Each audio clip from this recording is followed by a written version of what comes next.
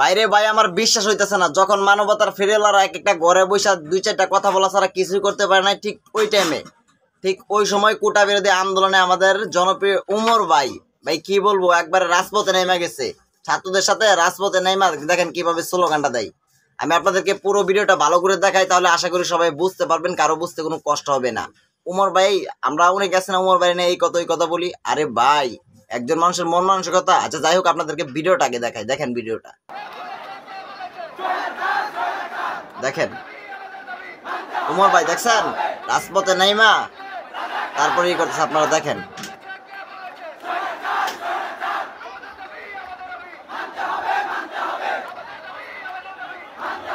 দেখতেছেন তো, ভালো করে দেখেন।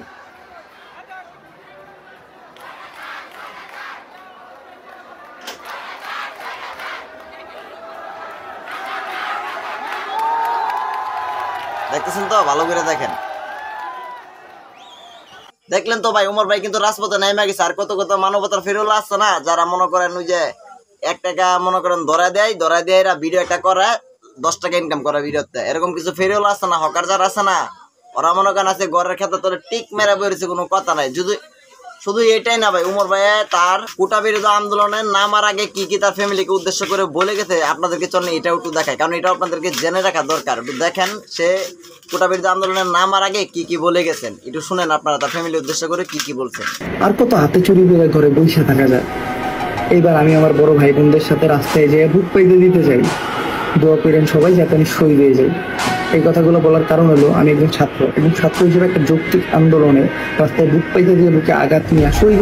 শুনলেন তো আমাদের উমর ভাই কি বললো। শুধু উমর ভাই না, আরো অনেকেই আছে যারা কিনা অনেক অনেক কথা বলতেছে। শুধু তাই না, উমর ভাই সেলিব্রিটি ওরা তো করেই, যা সাধারণ মানুষ মানে বাঘিনী, যাদেরকে বলা হয় বাঘিনী, দেখেন বাঘিনী আপাটা কি বলে, মানে বাঘের মতো গর্জন দিচ্ছে পুরাই, বুঝছেন, একবারে বাঘের মতো। আপনার আগে ভিডিওটা দেখেন, তারপরে আমি বলতেছি।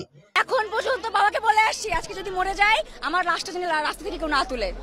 আমার ছাত্রদল যখন বিজয় উল্লাস নিয়ে বের হবে, আমাকেও তখন যদি বিজয় ঘোষণা করে আমার লাশটা যেন তারা দাফন করে, এটা ভাষা থেকে বলে আসছি।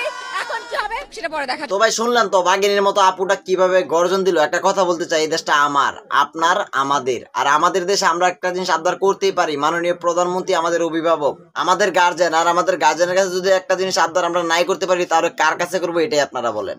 তো ভাই আপনারা সবই দেখতেছেন, সবই জানেন, সবই শুনতেছেন, আপনাদেরকে নতুন করে বলার মতো আর কিছু নাই, আপনারা সবই জানেন। আপনাদের উদ্দেশ্যে একটা কথাই বলতে চাই, আপনারা সবাই ভালো থাকবেন, সুস্থ থাকবেন। তো ভাই আল্লাহ আচারা ভিডিও আজকে এই পর্যন্তই করে দিব শেষ। নেক্সট ভিডিওতে আবারও দেখা হবে, খোদা হাফেজ। আপনি যদি আমার চ্যানেল নতুন হয়ে থাকেন অবশ্যই চ্যানেলটি সাবস্ক্রাইব করে দিবেন, আর যদি পেজে থাকেন অবশ্যই পেজটি ফলো করে আমাদের পাশে থাকবেন।